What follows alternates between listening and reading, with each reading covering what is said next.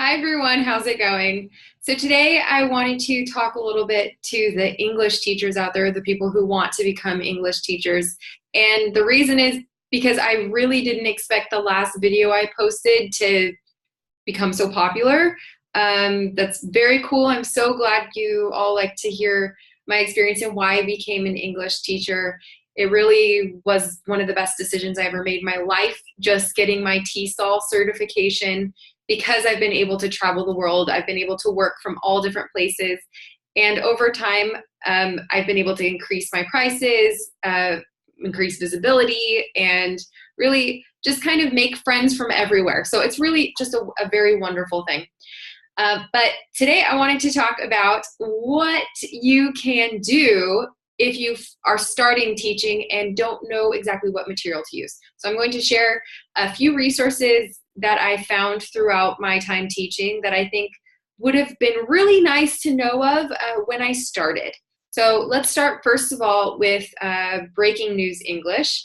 Breaking News English is a website that was created by a man, I think in England, who pulls information from the internet, different news sources. It's always updated, and he divides it into different levels for language learners. So you have beginner English articles, you have intermediate and advanced, and then the crazy thing about this is that each one is complete with a lesson plan underneath.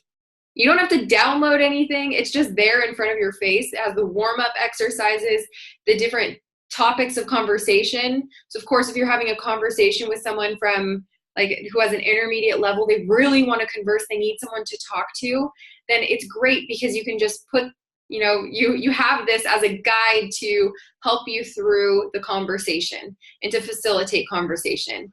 Another great thing about it is it does pull out some of the difficult vocabulary words. So there's a section for mix and match, which you can do with your student, or you can use the vocab words to start conversation with them. So they read the article. After they read the article, you can say, okay, maybe there's the word facilitate in there. And you could ask them, how would you facilitate a conversation with someone who doesn't like to talk? I don't know. Then they have to come up with an answer. You force them to speak using the new vocab words. So that kind of ingrains it into their memory, right? So I think that's a good, very good site. And I should probably show you this. So let's see. I'm probably not going to post this video. But anyway, let's go to breakingnewsenglish.com. Here we go. And let me share my screen with you. All right. Where are you? Breaking News English. Here we go. So another thing you might want to explain to your students, and I don't mean to be critical about this website, but it doesn't look like an up-to-date, it doesn't look like an up-to-date website because it's not very well designed in my opinion. I don't want to be rude to the creator, but the content is so good. And so I think that's why it pops up in a lot of high results on Google, is because the content is good and it's constantly updated. Although the design is not, fancy, it doesn't look very, very well designed. In any case, let's see what we can learn from this. So first of all, we have level 0. Level 0 would be someone still has to know a little bit of English. I would say, for example, if someone finished Duolingo, say, okay, you finished Duolingo. Now let's move on to some exercises. Let's move on to some reading. You could probably go to level 0, level 1, and start reading articles with them. Okay, and then level 2, level 3, it starts to become a little bit more difficult. The exercises change at the bottom. Level 4, 5, and 6, I use with some of my intermediate students, and there's really good articles in there. So let's see. You can also see at the bottom of here, you can just see underneath the article which level it is. And yeah, the mini lessons are pretty good also. As you can see, let's take a look at this so that you can see what this is. 2-page mini lesson. So I go, oh, I want to teach a class, but I didn't prepare anything. Oh no. Millions more have high blood pressure. What's this about? Okay, this is where you would have to download. Okay, so you pull this up. comes straight up to your screen. You could even share this link with your student if you want. It's great for printouts for language learners. If you're still learning English, my God, you can go here and get all these free printouts. I don't know how this guy that creates the site does this, but power to you and power to all the students who have access to it. It's great. Next thing, so those are the two things I like on there, the different levels and the mini page, 2-page handouts. And let's see, also great if you're teaching in person. Well, it's easy, you don't have to do anything. All right, next thing I want to show, I'm gonna move on from here, is Siegel, www.siegel/tandem.eu. This was a project that was also created, I think, somewhere in Europe. I get the impression that it was born out of England, or actually no, tandem I think is a German word. Maybe the site is from a German, it doesn't matter, okay? So the point is there's good material on here. So you have to go to the materials section at the top of the page, right? Go to siegel/tandem.eu, go to the materials section. Now scroll down to English, right? And you'll see English A1, A2, B1, B2, right?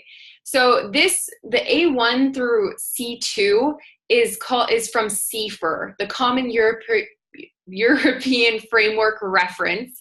And this is what Europeans use to gauge your language level. So an A1 is a beginner or a false beginner, maybe someone who's heard a little bit of English, but they don't really know much about it, right? So that would be a very beginner. When you get to A2, you can have basic conversations, like you know how to talk about maybe your life, your family, things that are fairly simple. B1, you can converse a little bit more, maybe with some difficulty. B2, you start to really gain some fluency in the language, and C1, C2 are definitely the more advanced levels. So if you want to think about it like that, A1, A2, beginner, B1, B2, intermediate, C1, C2, advanced. That's a good way to do it. And you'll see when you click on, let's do B2 for now, and you can open this up, all right? And you can choose a topic, all right? So here we go, let's choose, who knows? Okay, let's just do, I don't know, books and quotations, right? So so you can get an idea of this. It'll just pop up with a PDF. And this is a file that you can use to teach your English students also. So you can start with the discussion. Usually when I teach from these, which is not too often, but when I do, I would start with the discussion at the top, how to discuss favorite books and reading habits. I might ask them, you know, what are your favorite books? What kind of books have you read in the past? How often do you read? Just to get the conversation going and learn a little bit more about their interests in reading, and then ask them a little bit about sayings and quotes, proverbs. Do any of those exist in their country? A lot of times they won't come up with too many good examples for that, but that's what this section down at the bottom will kind of make them reflect and get those answers from them. So here are the conversation questions. I also like to point out a lot of times the differences between British English and American English. These, and I think these are really good for this. A lot of people say, oh, it's from the University of London, forget about it. Let's not use this because it's British English. There's not too many differences there are some differences between British and American English, but not so much that we don't understand it. And it's really, I mean, the main differences between the language are not going to impact the value of some of these exercises. So for example, favorite with a U. Okay, I explained that during the class that in Britain, a lot of times, you know, maybe harbor, flavor, color, these words are UR, labor, OUR instead of just OR as in American English. So, I mean, I think it's good for that matter. And then usually there's a writing assignment at the end as well. So this is just great for conversation. And then you can, have them say, okay, why don't you try and take your favorite book that you read in the past and write a summary about it. try and divide it into like, the 3 different sections like we normally do in American style papers and essays, where you have the introduction, the main, point you're trying to make, and then the conclusion, and maybe teach the, good way to make an introduction, to how to express points. A lot of times you can use transitions in English, which are really helpful for language learners. They love learning transitions. These are things like, for example, if you want to have a negative and a positive point, we might use despite, although, even though, in spite of, which is more written, of course, or for example, in respect to, speaking of, not to mention, these sort of things which really kind of make a text sound much better. They love them. So those are called transitions if you want to teach that. And that's good if you're going to have them do a homework assignment. Yeah. And I always recommend doing homework assignments for your giving homework assignments for your students, because they usually want to take another class afterwards. So make sure they do that. And then, they're very motivated, more so motivated outside of class. And will come to your class probably excited because they can talk about what they wrote about. They're more immersed into the topic.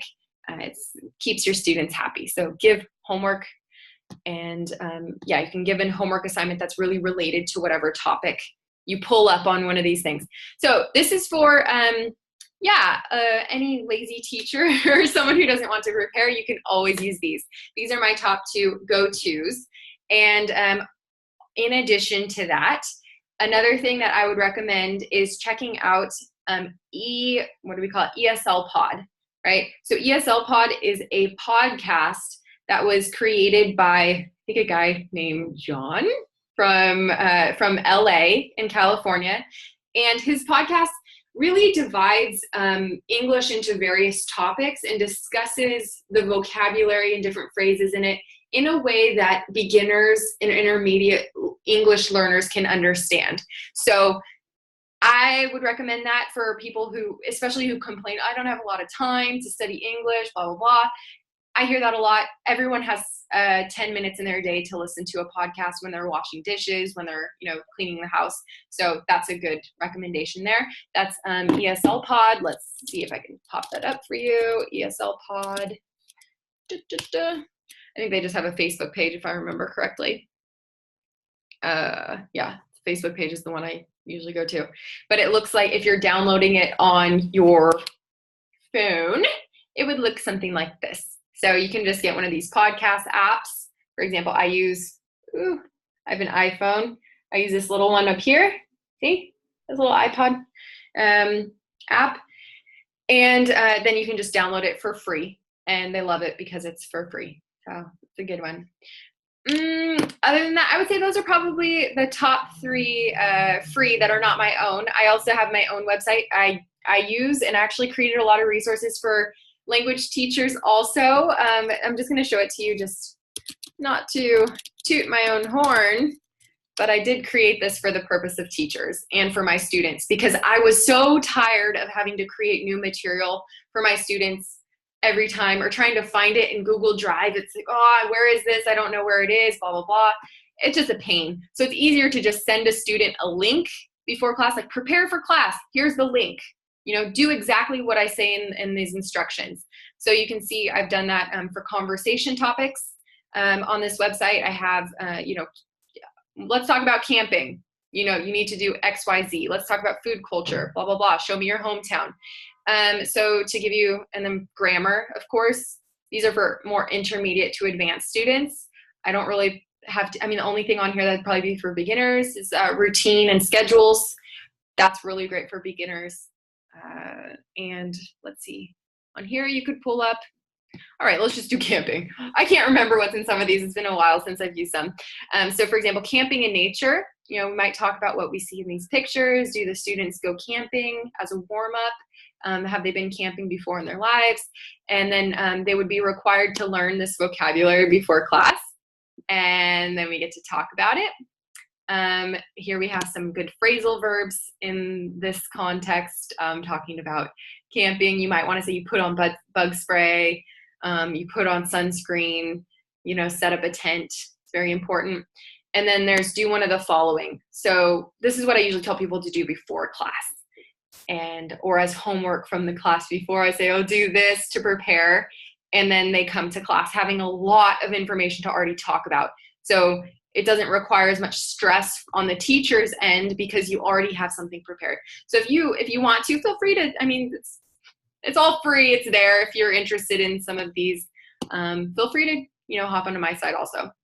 But anyway, there's a lot of great stuff on the internet. If you have any questions, have any other, maybe, I don't know, if you want any other recommendations for services that I like and teachers that I like, and maybe even material, I really love teaching English. It's my passion, and I feel like there's a lot of great teachers out there that are doing so many cool things that, really you don't necessarily need to create your own content. Sometimes you can even be an affiliate. An affiliate is someone who spreads someone else's content and can earn money doing it. So for example, there's Espresso English. I really like the way she teaches, and she's very organized. She's an American who has a similar voice to mine. And so I tell my students, okay, you want to practice pronunciation, she has a pronunciation course. If you want to practice grammar, she has a grammar course, because I respect the way that she teaches, and I like her material. And so what can happen if my students want to buy one of her products, then I potentially earn money as a commission as well, because I'm an affiliate of hers.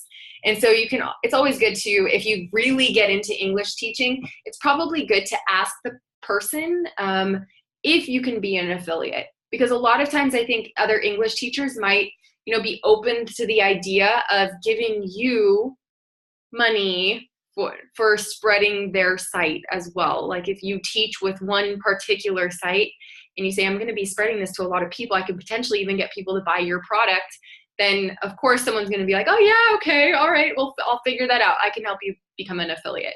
So if you really want to earn money teaching online in other ways than just giving classes, then that's another option. And so who I do that through is Espresso English.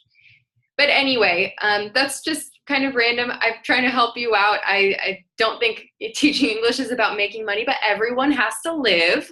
And especially, if you love doing what you do and you put all your life and your effort into it, you should be rewarded. So anyway, hope you enjoyed this, and I hope to talk to you soon. Bye.